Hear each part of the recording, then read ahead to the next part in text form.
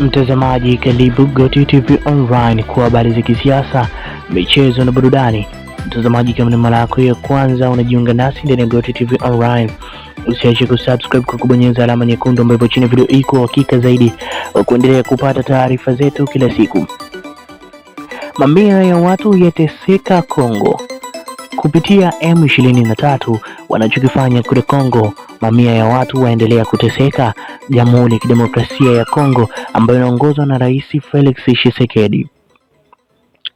Ibrahim Traore katika mazungumzo yake ya mwisho aliyofanya hivi karibuni amezungumza kutokulizishwa na hali inayoendelea pale Kongo, japokuwa hajazungumza kiundani zaidi kuhusu yeye kuhusika kwenda kusaidia pale, lakini amesema kuwa yote yanayoendelea pale ni uchonganishi wa wazungu kuwachonganisha wa Afrika ili waendelee kutumia mali zetu kila siku. Mtazamaji, hicho ndicho ambacho amekisema Ibrahim Traore.